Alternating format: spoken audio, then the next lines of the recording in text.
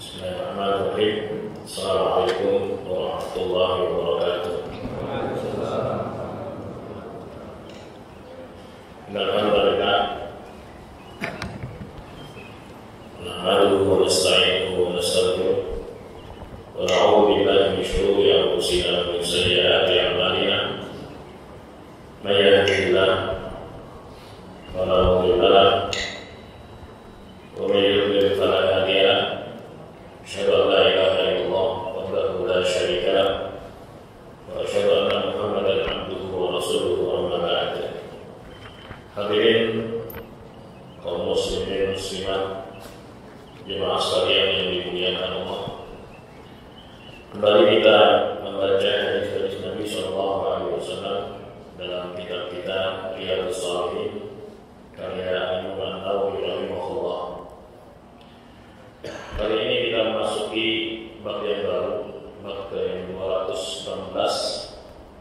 Qala al-mu'allif rahimahullah, bab tauhid wujubi zakat wa bayan fadliha wa ma yata'allaqu biha. Bab tentang wajibnya zakat, penjelasan keutamaannya dan yang terkait dengannya. Setelah selesai membahas tentang sholat yang fardu maupun yang sunnah, kemudian penulis membawakan hadis-hadis Nabi sallallahu alaihi wasallam yang terkait dengan zakat. Dan zakat merupakan rukun Islam yang ketiga. Nabi sallallahu alaihi wasallam mengatakan buniyal Islam ala khams. Islam itu dibangun di atas 5 fondasi: syahadat la ilaha illallah wa anna Muhammadar Rasulullah wa iqamis shalah wa ita'iz zakat wa shaum Ramadan wa hajji baitillahil haram. Islam itu dibangun di atas 5 fondasi. Yang pertama, persaksian bahwa tidak ada Tuhan yang benar untuk disembah kecuali Allah, dan bahwa Muhammad sallallahu alaihi wasallam adalah utusan Allah. Yang kedua, mendirikan salat. Yang ketiga, menunaikan zakat. Yang keempat, puasa Ramadan. Dan yang kelima, berhaji ke Baitullah. Ini yang ketiga. Dan definisi zakat adalah at-ta'abbudu lillahi ta'ala fi daf'i malin makhsus min amwalin makhsusah, beribadah kepada Allah Subhanahu wa taala dengan menunaikan atau mengeluarkan harta tertentu, mengeluarkan harta tertentu, kemudian diberikan kepada kelompok tertentu, bitaifatin makhsusah. Nah, kelompok tertentu ini yang telah ditentukan oleh Allah Subhanahu wa taala di dalam Al-Qur'an. Nah, ada 8 kelompok. Nanti akan diterangkan. Itu definisi zakat. Itu beribadah kepada Allah Subhanahu wa taala dengan mengeluarkan harta tertentu kepada kelompok tertentu.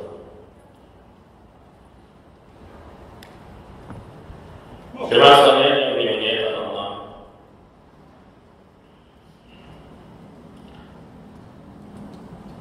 zakat itu memiliki kadar-kadar juga yang ditentukan oleh Allah Subhanahu wa taala. Semakin mudah, semakin banyak yang harus dikeluarkan. Semakin sulit mendapatkan uang, semakin kecil yang harus dikeluarkan untuk zakat.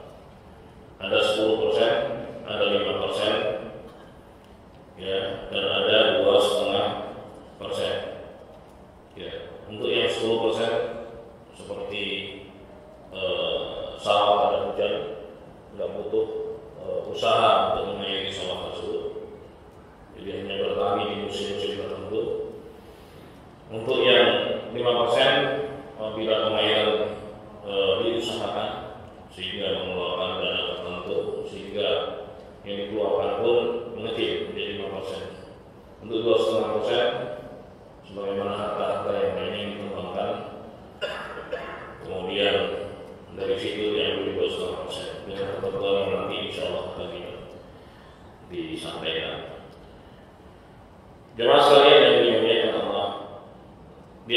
keutamaan zakat? Yang pertama, mengeluarkan seorang dari daerah kekikiran ke daerah kedewahan. Manusia itu senang dengan harta benda. Kata Allah Subhanahu wa taala, "Wa innahu lihubbil khair lasyadid." Sesungguhnya manusia itu sangat senang dengan harta. Itu sudah menjadi tabiat manusia. Allah Subhanahu wa taala ciptakan manusia dengan tabiat demikian. Baik. Akan tapi apabila kecintaannya dan kesenangannya kepada harta itu berlebih, ini akan menimbulkan penyakit.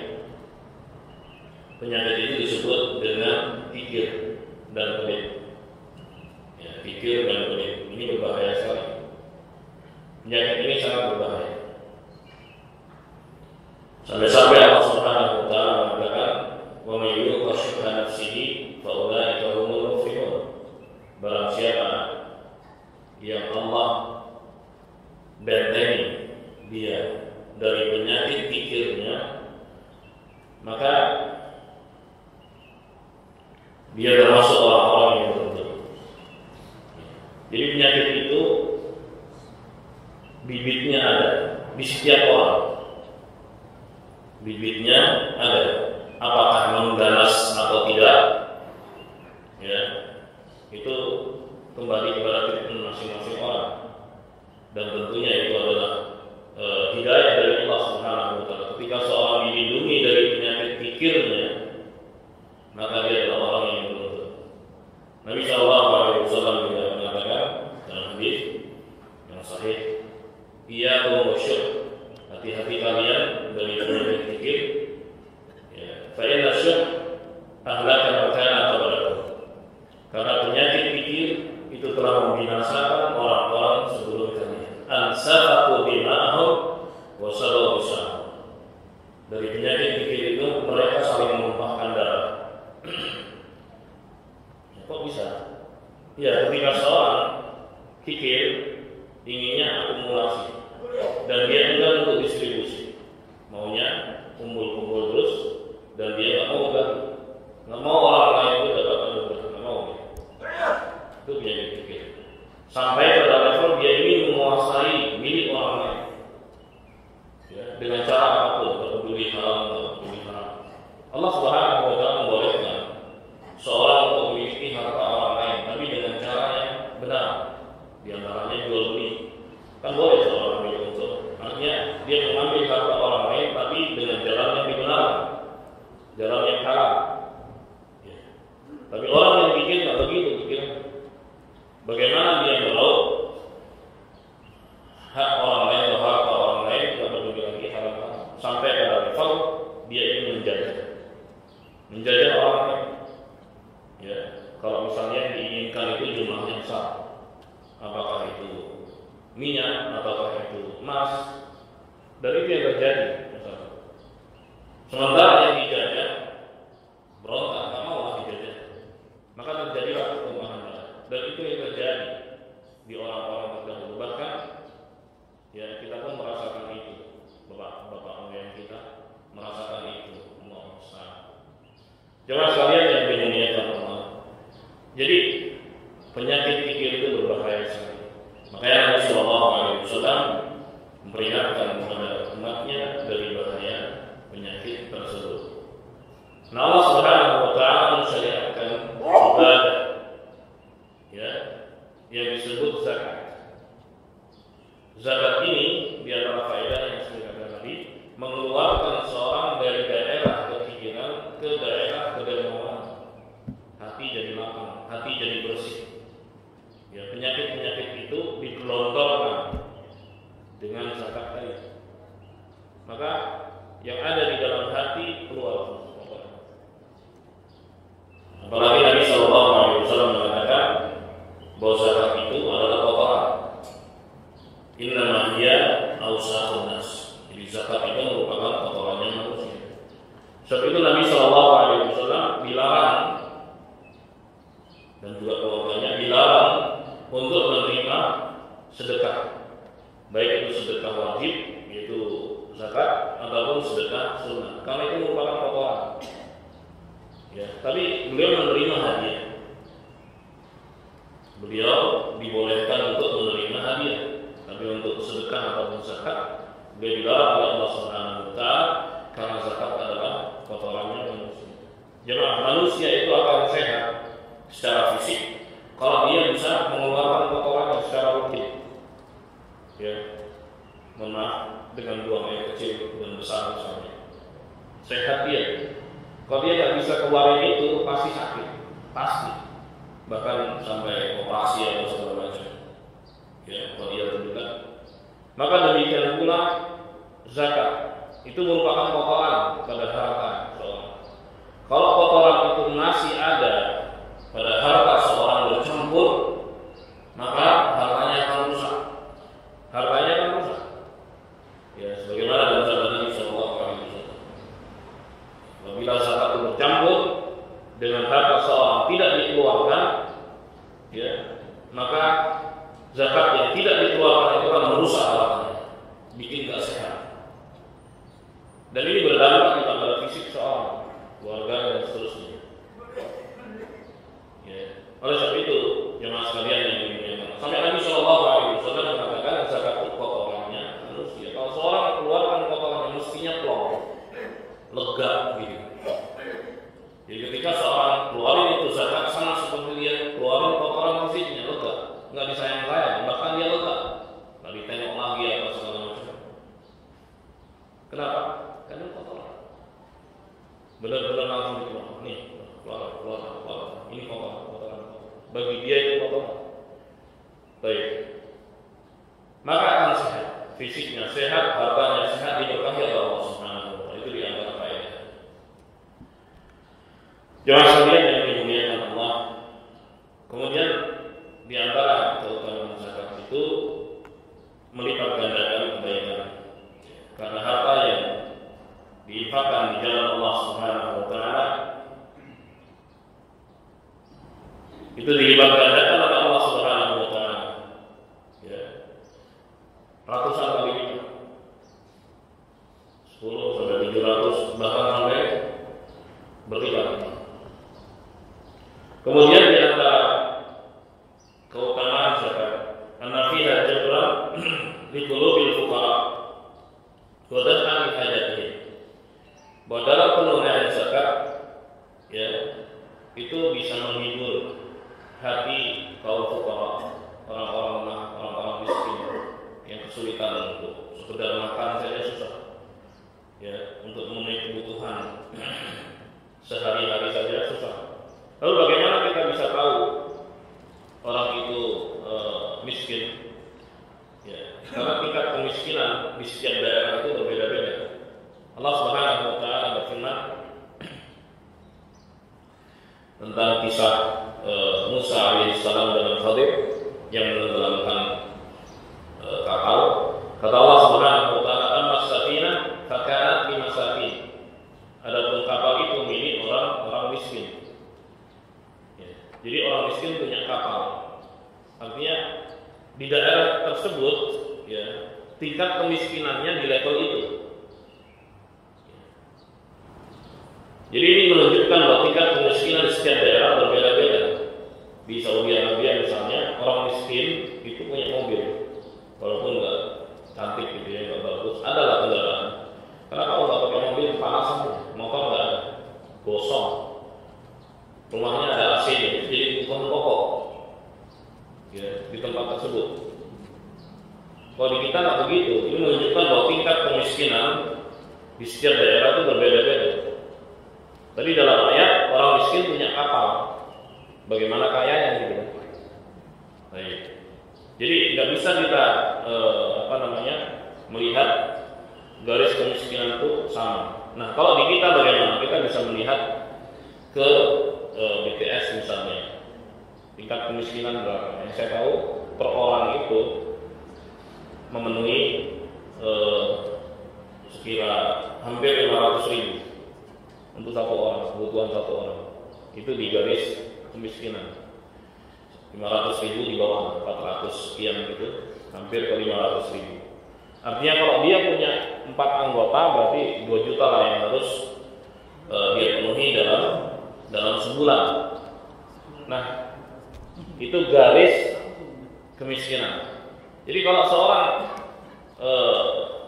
punya pendapatan setelah dibagi dengan anggota yang dia tanggung segitu, itu golongan miskin. Begitu cara melihatnya. Ya, kalau fakir lebih nggak jelas lagi. Kalau fakir lebih nggak jelas. Kalau miskin masih ada pendapatan, tapi pendapatannya nggak mencukupi untuk memenuhi kebutuhannya. Itu definisi miskin. Sementara definisi fakir itu lebih nggak jelas lagi. Pendapatannya kadang dapat, kadang enggak, apalagi untuk bisa memenuhi kebutuhannya. Nah, kepada mereka lah secara umum zakat itu disalurkan supaya hati-hati mereka itu senang, ya, supaya hati mereka itu senang. Nah, walaupun masih ada kelompok-kelompok yang lainnya yang berhak untuk menerima zakat. Jamaah sekalian yang dimuliakan Allah. Kemudian pula di antara keutamaan zakat, annaha tudfi'u ghadab Rabb. Bahwa zakat itu bisa memadamkan murka Allah Subhanahu wa taala. Ya, bisa memadamkan murka Allah Subhanahu wa taala. Karena pelakunya menunaikan harta titipan Allah Subhanahu wa taala. Jadi di harta yang diterima oleh seorang itu ada titipan Allah Subhanahu wa taala. Bukan murni semuanya 100% harta kita, bukan. Allah Subhanahu wa taala yang memberitahukan itu pada kita. Jadi apa yang kita terima itu ada hak orang lain yang harus dikeluarkan. Ya, ketika hamba mengeluarkan sebagiannya, ingat sebagiannya, Allah Subhanahu wa taala minta dari hambanya bukan semuanya, sebagiannya saja. Dan sebagiannya itu tidak banyak. Ya, hanya orang-orang yang pikir saja yang memandang bahwa yang dikeluarkan itu banyak. Padahal kalau lihat persentasenya itu tidak banyak. Kata Allah Subhanahu wa taala demikian. Maka dengan itu ketika hamba taat dan patuh kepada Allah Subhanahu wa taala, itu memadamkan murka Allah Subhanahu wa taala. Nah,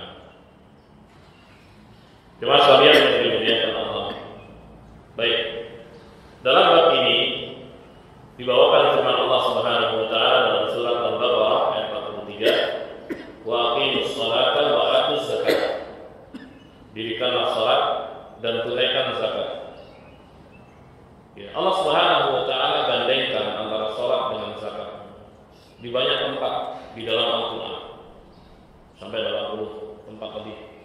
Menunjukkan akan pentingnya zakat. Soalnya gandengkan salat zakat, salat zakat, salat zakat gitu. Selalu begitu.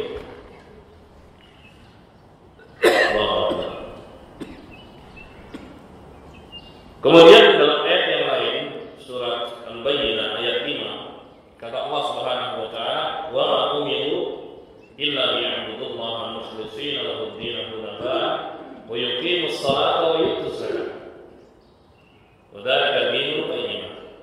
Ya. Dan mereka tidak diperintah, manusia tidak diperintah kecuali agar mereka beribadah kepada Allah Subhanahu wa taala saja dengan memurnikan ibadah hanya untuk Allah. Karena ibadah itu yang diperintahkan Allah, maka dikerjakan karena Allah. Nggak boleh ada motif-motif lain. Pencitraan misalnya, atau yang disebut dengan riya. Riya kan seorang beribadah bukan untuk Allah. Ya, supaya dia mendapatkan pujian misalnya, soal sanjungan misalnya. Itu kan pencitraan. Kan nggak nyambung. Yang perintahin Allah, tapi dia kerjakan bukan karena Allah. Dan itu kesyirikan. Ya, ini riya itu kesyirikan yang berbahaya, menduakan Allah Subhanahu wa taala. Nah, sementara manusia diperintah untuk memurnikan ibadah hanya untuk Allah. Itulah tauhid. Itulah makna la ilaha illallah. Tidak ada Tuhan yang benar untuk disembah kecuali Allah. Salat misalnya. Kenapa dia salat? Karena Allah perintah. Maka dia kerjakan salat itu karena Allah Subhanahu wa taala. Bukan karena Allah. Baik. Adapun caranya dia mengikuti petunjuk Nabi Muhammad SAW. Rasulullah mengatakan, "Shallu kama ra'aitumuni usolli," salatlah kalian sebagaimana kalian sholat. Begitulah kita bisa sholat, nggak semaunya sendiri seperti yang Indramayu sesat ini, maunya sendiri, nggak ngikutin Nabi Muhammad SAW. Buat apa dia bersyahadat wa anna Muhammad Rasulullah kalau nggak ngikuti beliau Sallallahu Alaihi Wasallam? Ya. Buat apa beriman kepada Allah Subhanahu Wa Taala, beriman kepada Al-Quran kalau Injil yang dibaca di dalam khutbah? Aneh, kafir ya, waliyadzubillah, dengan yang seperti itu. Ya, keluar dari Islam. Ya, bertobat kepada Allah Subhanahu wa taala. Kalau seorang muslim beriman kepada Allah, beriman kepada Rasulullah sallallahu alaihi wasallam, beriman kepada Al-Qur'an yang dibawa oleh Rasulullah sallallahu alaihi wasallam. Ya. Baik, itulah muslim. Nah, kalau pernyataan keimanannya kepada Allah, keimanannya kepada Rasulullah sallallahu alaihi wasallam ya tidak diwujudkan, bahkan bertentangan keyakinannya dan apa yang seharusnya dalam muslim, maka bisa membuat seorang bisa keluar dari Al-Islam. Nasallallahu alaihi wasallam. Jemaah sekalian yang dimuliakan Allah. Jadi manusia diperintah untuk beribadah kepada Allah Subhanahu wa taala. Ya, untuk memurnikan ibadahnya hanya untuk Allah Subhanahu wa taala. Ya, itulah tauhid. Demikian pula ibadah haji misalnya. Haji Allah yang perintah, maka dia kerjakan sesuai dengan petunjuk Nabi SAW. Karena Rasulullah mengatakan khudhu anni manasikakum, ambillah dariku cara manasik haji kalian. Ya. Gak bisa seorang semaunya sendiri, karena bangsa jahiliyah dulu juga melaksanakan ibadah haji yang sesuai dengan maunya mereka. Bahkan pun telanjang bulat mereka, nggak pakai baju. Dan itu baru bisa hentikan Nabi Sallallahu Alaihi Wasallam ketika Fathu Makkah tahun ke-8 Hijriah.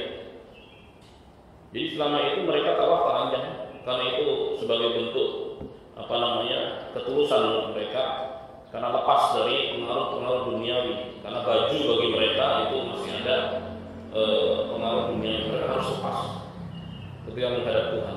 Nah itu otak miring. Nah itu pikiran jahiliyah. Gitu.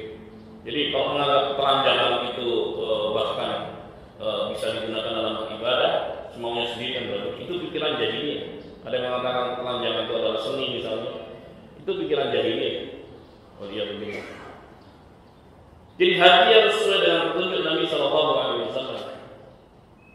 Karena haji diperintah oleh Allah, maka dikerjakan karena Allah. Ketika seorang berhaji karena mungkin sudah sampai level tertentu pada jabatannya, dan biasanya pada jabatan tersebut harus ada embel-embel H di depan namanya, gitu.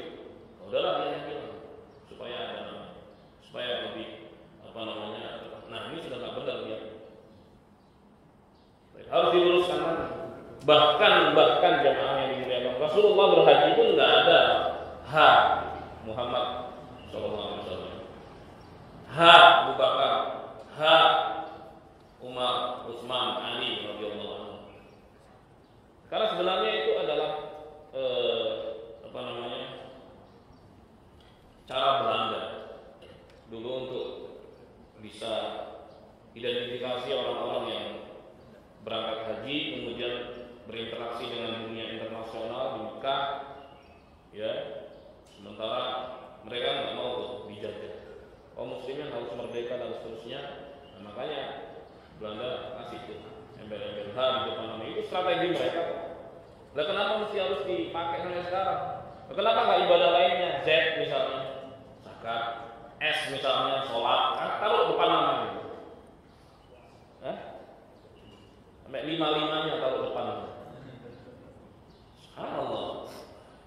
Jamaah sekalian yang dimuliakan Allah, tinggalin yang kayak gitu jamaah. Tinggalin beneran. Itu amal ibadah yang tutup-tutupi supaya apa? Supaya ikhlas. Lillah, karena Allah Subhanahu wa taala, bukan untuk dipamerkan. Ya. Kalau Allah Subhanahu wa taala tidak mereka diperintah melainkan agar mereka beribadah kepada Allah saja dengan memurnikan ibadah hanya untuk Allah Subhanahu wa taala. Hunafa, lurus. Terus yang kedua, wa yuqimus shalah. Mereka mendirikan salat. Yang ketiga, wa yu'tuz zakat.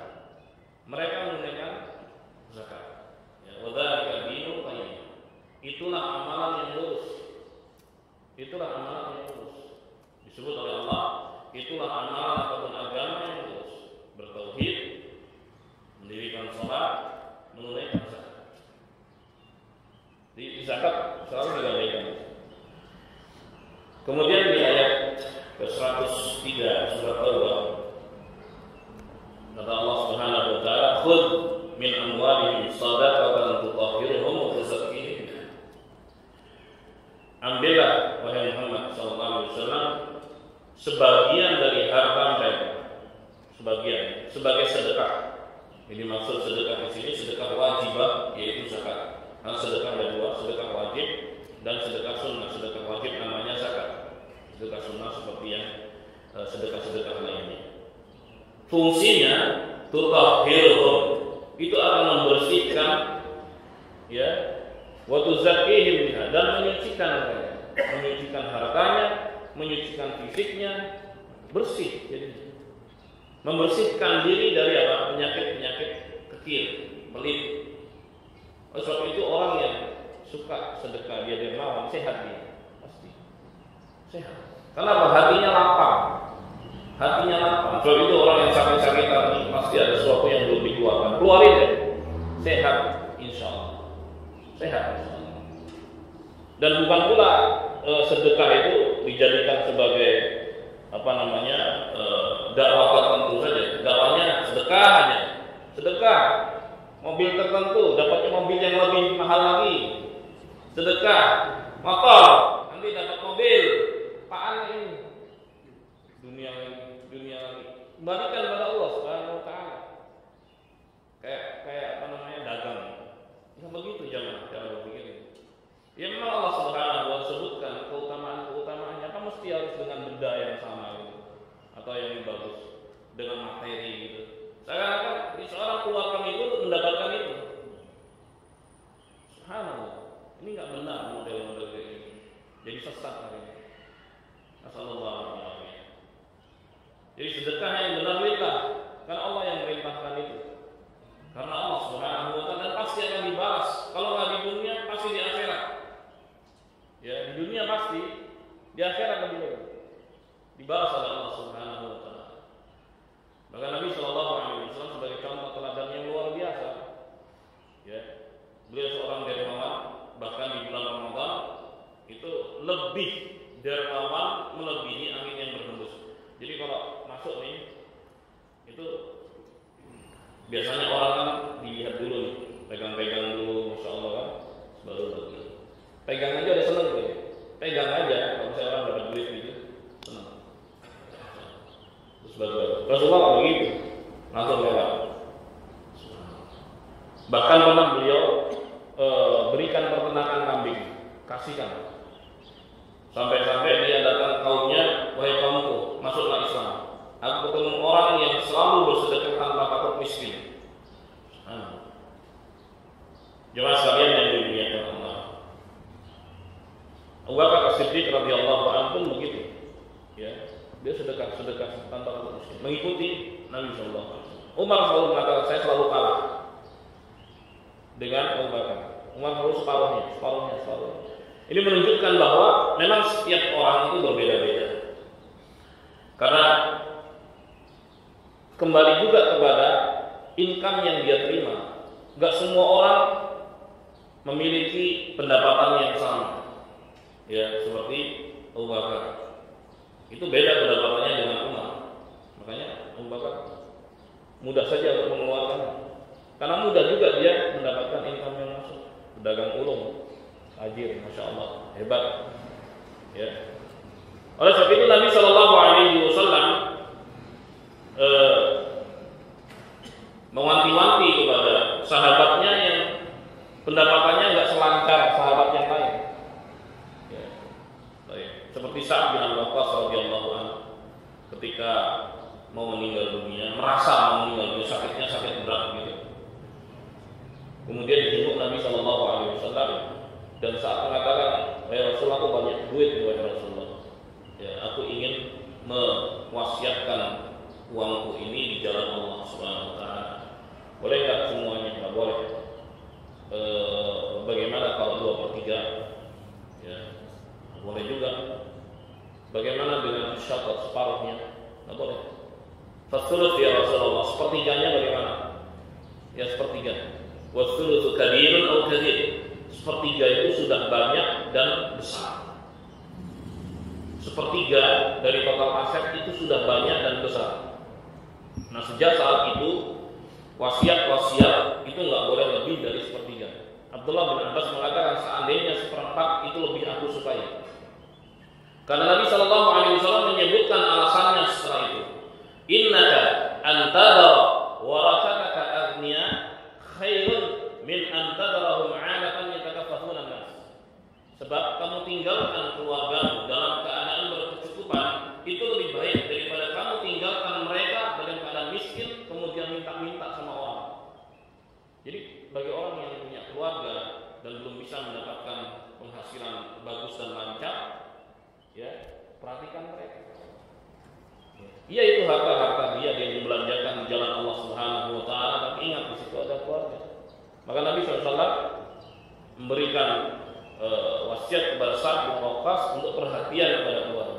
Sepertiga udah banyak, udah maksimal itu.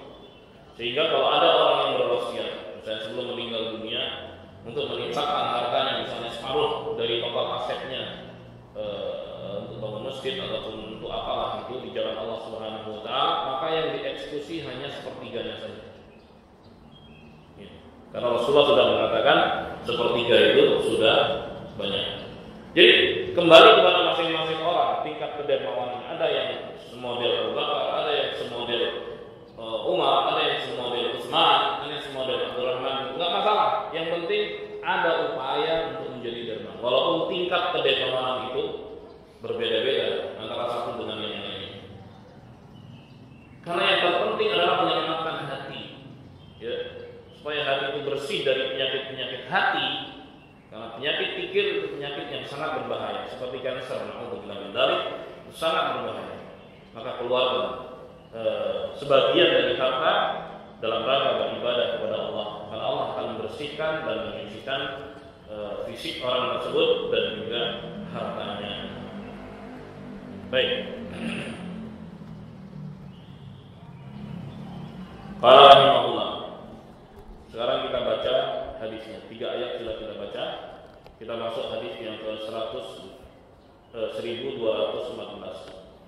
Qala al-mu'allif rahimahullah wa 'an ibni Umar radhiyallahu anhu wa 'an ibni Umar radhiyallahu anhu anna Rasulullah sallallahu alaihi wasallam qala buniyal islamu 'ala khams syahadati an la ilaha illallah wa anna Muhammadan abduhu wa rasuluhu wa iqamis shalah wa ita'iz zakah wa hajjil bait wa shaumi ramadan muttafaqun alaih. Ini sudah kita baca tadi.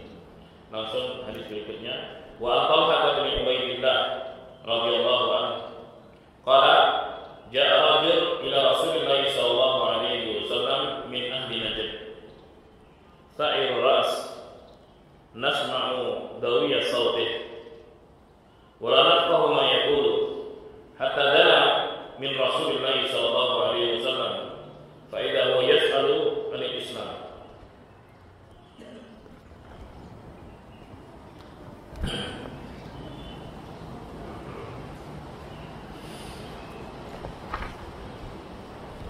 Dari Talhah bin Ubaidillah beliau mengatakan datang seorang pada Rasulullah sallallahu alaihi wasallam dari penduduk Najd, ya.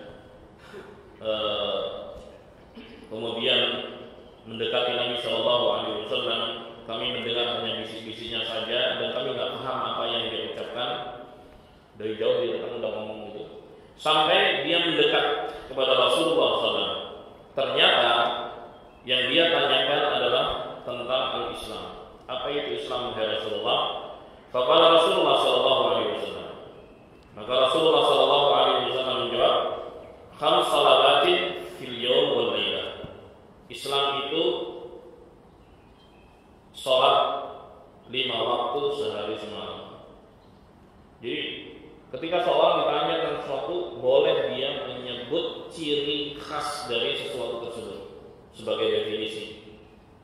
Contoh lain, Nabi SAW pernah mengatakan al-hajju arafah. Haji itu wukuf di Arafah. Padahal haji kan nggak hanya wukuf, tapi ciri khas dari ibadah haji adalah wukuf di Arafah.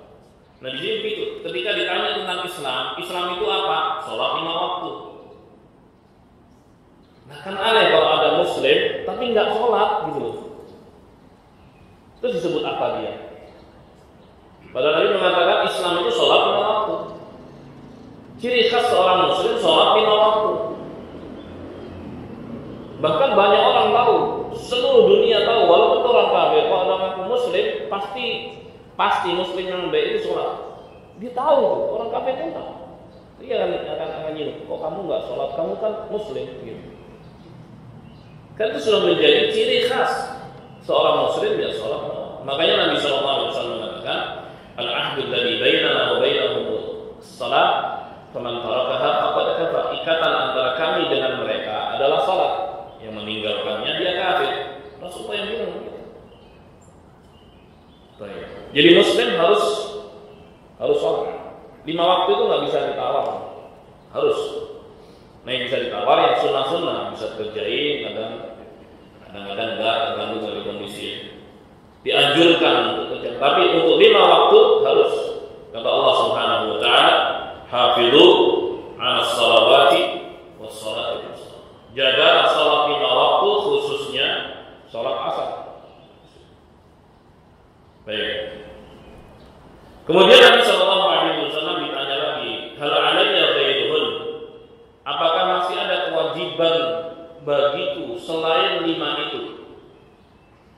Qala, enggak ada kewajiban. Illa an tatawwa, kecuali kalau kamu mengerjakan salat sunnah.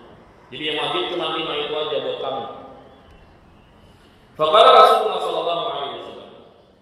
Kemudian Rasulullah SAW menjawab berikutnya, wasiyamu syahri Ramadan. Yang kedua puasa Ramadan. Qala hal 'alayya ghairuh? Apakah ada kewajiban bagiku selain itu? Qala la illa an tatawwa. Enggak ada kecuali kalau kamu puasa sunnah. Ya.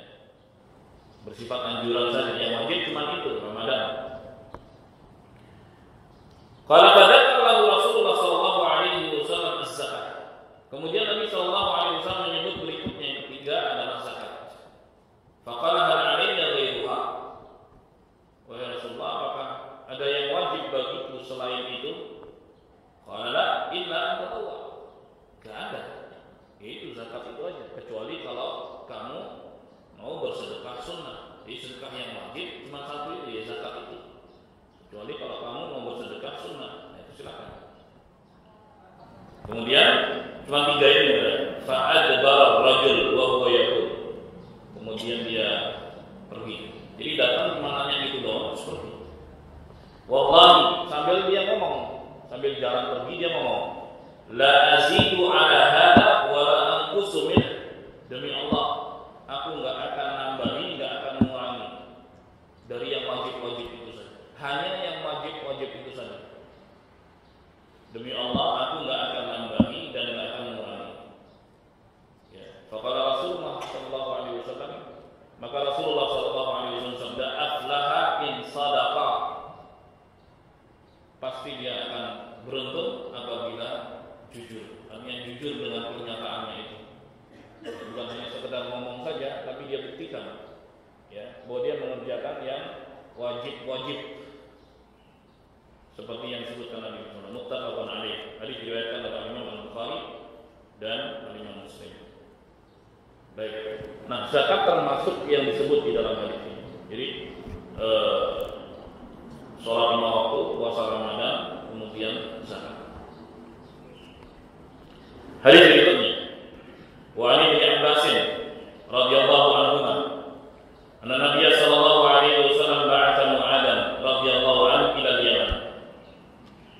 Dan dari Abdullah bin Abbas, semoga Allah meridai keduanya, bahwa Nabi sallallahu alaihi wasallam mengutus Mu'adz bin Jabal sebagai dai ke negeri Yaman. Negeri Al-Yaman. Yaman Arab, ya, bagian selatan. Yaman itu dulu tidak dibatasi dengan teritorial seperti sekarang. Yaman itu sebutan bagi daerah di selatan Ka'bah, itu disebut Yaman. Ya, kalau sekarang kan teritorial. Ada Yaman, ada Saudi Arabia. Yang bagian selatan Ka'bah itu disebut Yaman, bagian utara Ka'bah disebut Syam, gitu. Baik. Nah, Mu'adz bin Jabal diutus oleh Nabi SAW ke negeri Yaman. Nah, sebelum pergi diberi pembekalan, ya, diberi bekal. Nabi mengatakan, "Ud'uhum ila syahadati alla ilaha illallah wa anni rasulullah." Dan ayat yang lain, "Innaka ta'ti qauman ahla kitabin."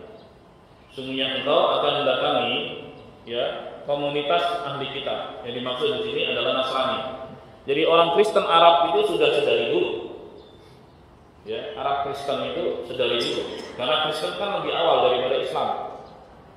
Ya, asalnya itu dari Habasyah. Habasyah itu ya dulu kerajaan. Rajanya bergelar dengan Najasyi. Ya, Najasyi. Baik. Itu negara Kristen. Kok bisa masuk Jazirah Arab? Ini ada kisahnya panjang. Jadi di bagian selatan Jazirah Arab itu ada kerajaan, ya, sekitar Himyar gitu, yang menghabisi rakyatnya. Jadi rajanya menghabisi rakyatnya, yang tersebut di dalam Al-Quran dalam surat Al-Buruj, ya. Baik. Dalam surat Al-Buruj di situ Allah Subhanahu wa taala kisahkan tentang orang-orang yang dibunuh oleh rajanya sendiri gara-gara mereka beriman kepada Allah Subhanahu wa taala. Ya, ada kisahnya panjang. Di situ ada seorang pemuda yang mau dikader oleh dukun penasihat raja. Ya, enggak taunya dia justru belajar tentang Islam. Ya, karena Al-Islam itu adalah ajaran yang dibawa oleh para nabi.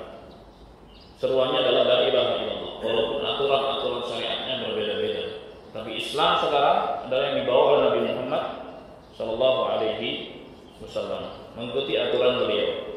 Oke. Nah, kembali ke kisah tadi.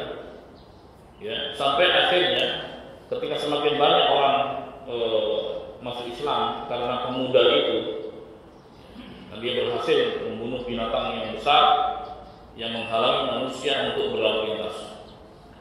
Banyak orang datang ke dia. Setiap kali minta obat atau segala macam, selalu ditawari Islam. Kamu beriman kepada Allah Subhanahu wa taala, baru aku doakan. Dengan ruqyah, sembuh semua penyakit dengan izin Allah Subhanahu wa taala, sembuh. Sampai ada penasihat raja yang lainnya buta, sembuh dengan izin Allah dari kebutaan. Nah, mulailah terancam tuh raja. Ya. Akhirnya yang menyebarkan ajaran ini ditangkap satu persatu, kemudian dihukum, dieksekusi. Bahkan penasihatnya sendiri itu digergaji kepalanya. Ya, mati. Tinggal pemuda ini cara bunuhnya dia kirim pasukan khusus untuk pergi ke gunung. Bawa ini ke gunung, kalau dia mau kembali kepada ajaran nenek moyang, lepas. Kalau enggak, lempar dari gunung. Ya, kemudian pemuda itu berdoa, Allahumma qfinihi bima syi'ta, ya Allah cukupkanlah aku dari mereka. Terserah engkau. Gunung itu berguncang, jadi gempa. Ya. Baik, gempa vulkanik. Ya. Akhirnya mereka berjatuhan, mati semua, tinggal dia. Balik lagi dia ke istana. Baik. Kemudian dari situ aja raja udah kalah. Tapi karena sudah gelap mata, kirim dia ke tengah lautan, kirim lagi pasukan. Kalau dia mau kembali ke ajaran nenek moyang, lepas. Kalau enggak, tenggelam. Kemudian berdoa lagi, Allahumma qfinihi bima syi'ta, ya Allah cukupkan aku dari mereka. Terserah engkau. Allah tenggelamkan mereka semua. Selamat. Balik lagi ke istana. Tetap tujuannya adalah dakwah. Kalau dia pengen lari bisa aja kan. Enggak, dia balik lagi. Kemudian dia mengatakan, kamu enggak bisa bunuh aku sampai kamu mengikuti mauku. Barulah kamu bisa bunuh aku. Kumpulkan aku di tanah lapang, dihadiri oleh semua orang. Hadiri. Ya, dilakukan. Ambil anak panah dari sarungnya, dari milik pemuda itu. Kemudian bidik aku di dadaku. Bacalah Bismillah Rabbil Gulam, dengan menyebut nama Allah Tuhannya pemuda. Bidik mati, kena ancam kan? Kalau enggak mati dengan izin Allah, kalau berikan kuasa gitu. Nah, begitu raja di hadapan rakyatnya menyebut nama Allah Tuhannya pemuda tersebut, nggak taunya rakyatnya semuanya masuk Islam. Amanna bi Rabbil Gulam, kami beriman dengan Tuhannya pemuda itu. Akhirnya apa? Karena kesel dibakar. Ya. Dibakar semua. Ini kenal dengan Ashabul Ukhdud. Itu orang-orang yang dibakar di parit yang besar. Dalam surat Al-Buruj. Nah, semua dibakar, nyemplung satu persatu dalam api. Ada satu yang selamat. Nah, satu yang selamat ini kemudian lari ke Habasah, nyebrang Laut Merah, kemudian ke Afrika. Nah, disitulah kemudian dia minta bantuan kepada Raja Najasyi. Najasyi mengirim dua panglima yang bernama Abraha, yang kedua itu Arthur atau Artoh kalau dalam bahasa Arab. Nah, dua panglima ini. Nah, kemudian mereka bawa gajah-gajah Afrika berangkat karena di Jazirah Arab itu nggak ada gajah. Dari mana coba? Ya dari Afrika nyebrang. Dari Afrika, ya gajah-gajah besar. Ibnu Katsir menyebutnya Mahmud, gitu ya. Kalau orang Barat menyebutnya Mamot, gitu kan. Mahmud, gajah yang hebat, gajah yang besar. Kemudian hancur lebur. Nah, di situ hampir terjadi perang saudara karena dua panglima di situ. Akhirnya berdua sepakat, udah kita duel satu lawan satu. Antara mereka yang menang Abraha. Disitulah Abraha berkuasa sejak saat itu. Dia berada di Yaman. Kemudian dia ingin bangun gereja besar untuk menandingi Ka'bah. Gitu. Saking keselnya, singkat cerita panjang lebar itu, dia ingin menghancurkan Ka'bah. Di surat Al-Buruj ada kaitannya dengan surat Al-Fil nanti. Gitu, bisa. Baik, dan akhirnya Abraha pun dihancurkan oleh Allah Subhanahu wa taala pasukannya, dan bertepatan dengan tahun itu lahirlah Nabi Muhammad sallallahu alaihi wasallam. Jadi arah Kristen secara sejarah itu sudah lebih dulu.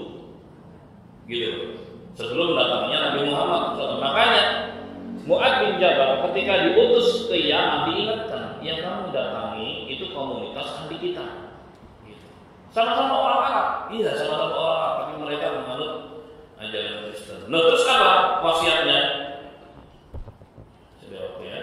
Kata Nabi SAW, ya, serulah mereka untuk bersyahadat la ilaha illallah Muhammadur Rasulullah.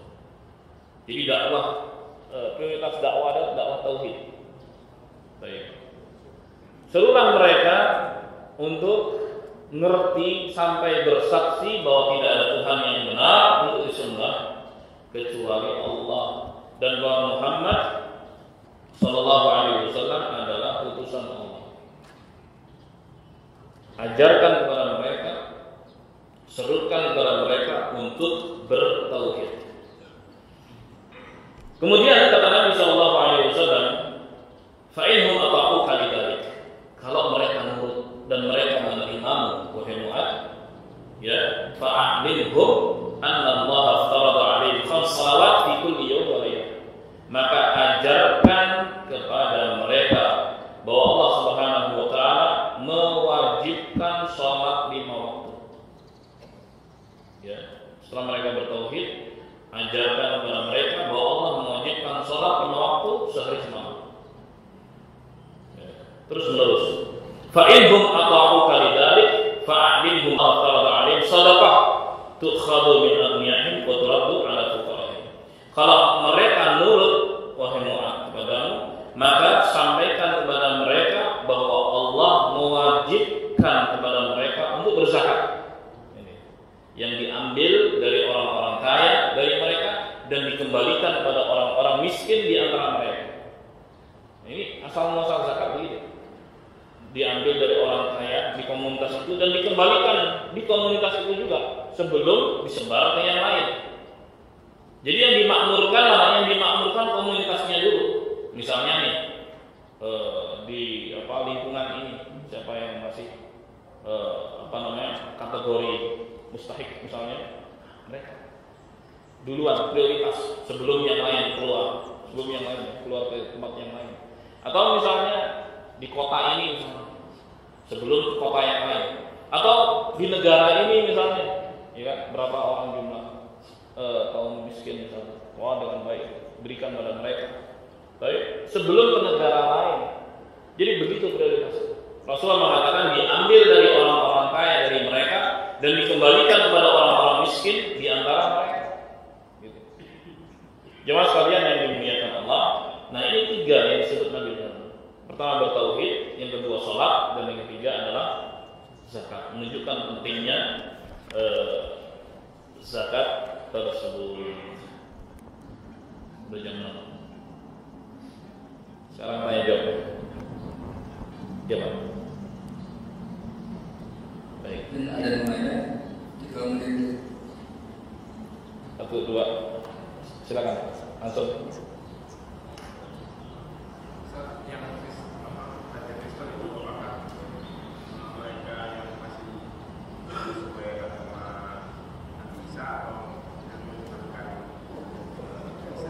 Ya, mereka sudah menuhankan Isa. Makanya Rasulullah memerintahkan dan Mu'adz untuk mendakwahkan tauhid kepada mereka. Ini beda dengan Najasyi yang di masa hidupnya Nabi Muhammad SAW. Karena yang masuk Najasyi yang di masa hidupnya Nabi itu dia masuk Islam akhirnya, walaupun sembunyi-sembunyi. Makanya Rasulullah salat baik ketika dia meninggal dunia. Kalau rakyatnya enggak, masih ada pengaruh di situ. Nah, yang pertama kali didakwahkan adalah tauhid. Berikutnya, silakan. Tadi pada wajibnya untuk dibiasakan ubah dari masyarakat laki juga masyarakat dari yang kaya. Oh.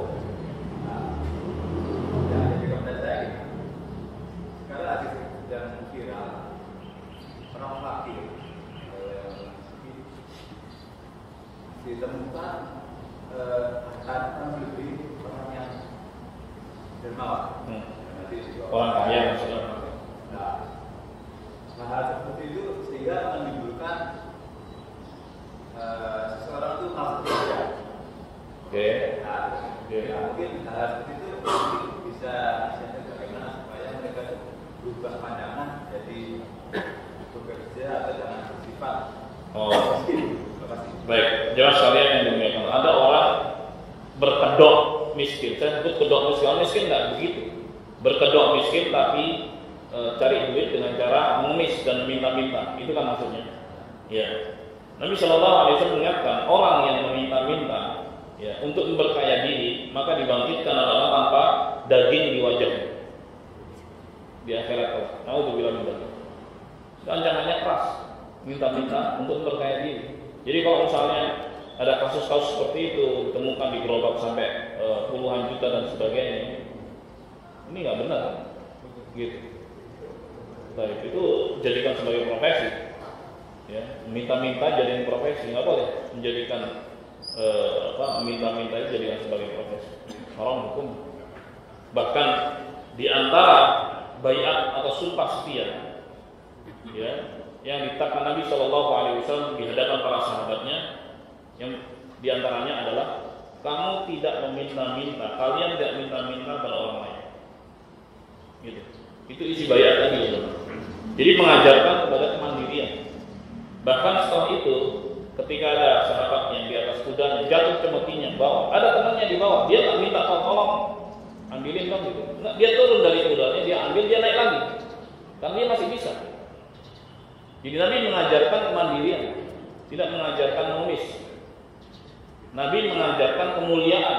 Bahkan Nabi SAW mengajarkan kepada orang yang memang betul-betul miskin untuk tidak menampakkan kemiskinan. Karena apa? Karena harga diri. Karena minta-minta itu rendah. Oleh sebab itu di antara orang yang masuk surga tanpa adab, tanpa hisab, itu tidak meminta-minta. Walaupun dalam hal yang dibolehkan. Ruqyah itu ibadah syariah, tapi minta untuk diri dia nggak minta. Tapi kalau ada orang yang berinisiatif meruqyah dia terima. Dalam hal yang boleh saja dia terima. Artinya ketauhidannya itu betul-betul kuat kepada Allah. Ketergantungan hatinya kepada Allah luar biasa. Itu di antara sifat penduduk surga yang masuk tanpa adab, tanpa hisab. Jadi kalau ada hal-hal yang viral seperti itu, berarti jelas itu nggak benar. Itu hanya dijadikan sebagai kedok. Kemiskinan hanya dijadikan sebagai kedok untuk memperkaya diri. Kadang-kadang ditemukan nih ternyata rumahnya besar. Dia bawa misalnya orang-orang tertentu di blok gitu, di tempat-tempat tertentu nanti ada setorannya dan naudzubillah. Itu tidak disebut miskin. Itu hanya kedok saja. Dan wajib bagi pemerintah untuk membereskan yang seperti itu. Demikian. Ya. Assalamualaikum warahmatullahi wabarakatuh. Waalaikumsalam. Silakan. Dalam konteks Indonesia, kan kita ada dua sumber yang diambil. Pertama, kita diwajibkan untuk membayar zakat. Karena orang Indonesia mayoritas Islam, maka yang kemiskinan pun ada di wilayah orang Islam. Lalu yang kedua, secara regulasi kita harus bayar pajak. Zakat ini sekarang diformalkan ada Basnas. Lalu secara informal, secara tidak resmi, saya dapat penghasilan hari ini, dapat rezeki, ada keponakan saya kan harus terdekat dulu. Kita zakatkan mungkin tetangga, mungkin saudara sebagainya, itu yang tidak terorganisir dengan Basnas. Ini kan sudah sesungguhnya kalau lihat dari sumber-sumber ini harusnya angka kemiskinan sampai hari ini tidak tinggi. Gitu. Nah, pertanyaan saya dari sumber-sumber tersebut dan kelola Basnas yang sudah sangat profesional dan lembaga, tapi juga tidak menolong kemiskinan sudah tambah pajak pula. Jadi letaknya rakyat ini menjadi miskin terus itu di mana sih sebetulnya? Ya banyak kasus terungkap ya. Korupsi ya kita tahu sendiri, kalau usah diomongin banyak orang itu. Ya, bahkan di tempat-tempat basah tersebut sedih kadang-kadang mereka itu. Terus juga belum lagi kalau kita bicara tentang zakat hasil bumi. Hasil bumi itu kan ada dua, ada pertanian, ada juga tambang. Itu kan kalau misalnya lifting sekian gitu kan, setiap kali dia mengangkat ada zakatnya, sisihkan zakatnya itu besar sekali, makmur sebenarnya. Tapi itu nggak terjadi. Itu belum terjadi, saya mengatakan tidak terjadi, belum terjadi. Potensi zakat besar sekali, tapi pengelolaan juga penting. Gitu. Allah musta'an ya. Kita hanya berharap pertolongan aja kepada Allah Subhanahu wa taala. Gitu. Tapi dari skup yang kecil kitanya. Tadi kan Bapak bicara yang besarnya, kecilnya aja deh gitu. Karena ruwet kalau bicara yang luar. Pembesar-pembesar negeri kita juga mengatakan ruwet kan gitu. Kitanya. Tengok di sekitar kita. Bapak juga benar. Melihat dulu ke orang dekat. Yang dekat yang dimaksud di sini, Pak, bukan yang menjadi tanggungan. Nggak boleh zakat diberikan kepada anak. Nggak boleh zakat diberikan kepada orang tua karena mereka adalah tanggungan. Nggak boleh zakat diberikan kepada istri. Nggak boleh. Nah, paling tidak yang bukan tanggungan seorang, misalnya dari saudara, keponakan, yang memang dia berhak untuk mendapatkannya, itu masih ada hubungan kekerabatan. Oke. Ya, setelah itu sekitar kita tengok-tengok, kemudian disejahterakan. Dari situ saja insya Allah apa yang kita sudah bisa lakukan juga akan bermanfaat. Ini ya, Allah. Alhamdulillah sudah lebih 5 menit.